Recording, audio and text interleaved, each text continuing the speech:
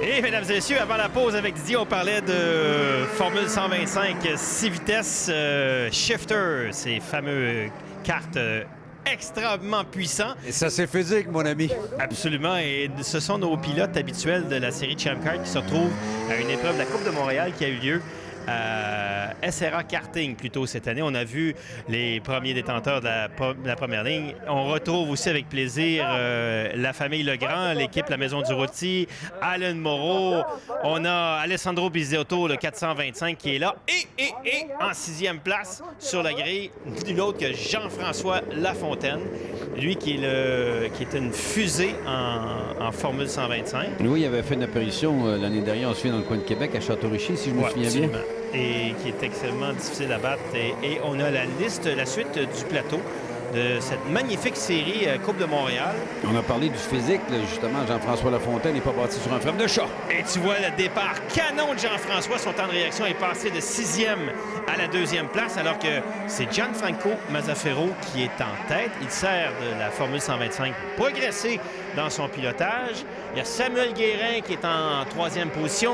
Alan Moreau qui est en 5e place. Là, c'est Dominique Legrand qui essaie d'attaquer Samuel Guérin. Ça ne fonctionnera pas cette fois-ci. Et attaqué lui-même par Alan Moreau derrière, qui lui ferme la porte sur les doigts, alors qu'Alessandro Bisotto, pour l'instant, est en 6e place.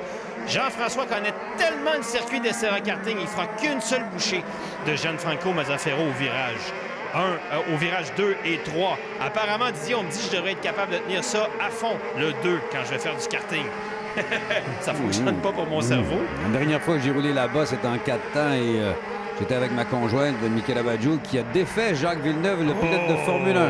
Il y avait une belle bagarre aussi avec Alessandro Bisotto et Samuel Guérin.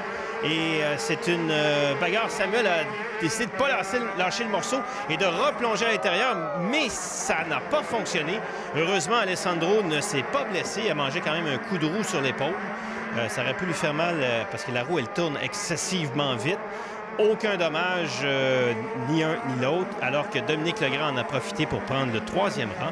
Alan Moreau, lui, installé confortablement en 4e place. Ça sera encore une fois la victoire de Jean-François Lafontaine en shifter 125, alors que Mazzaferro, lui, termine au 2e rang.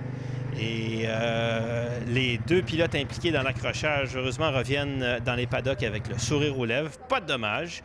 Et dans cette très belle épreuve de la Coupe du Québec, eh bien, Dominique Legrand, lui, va terminer 3e avec la victoire de Jean-François Lafontaine. Et là-dessus, Didier, on retourne à l'action sur la piste à Icar.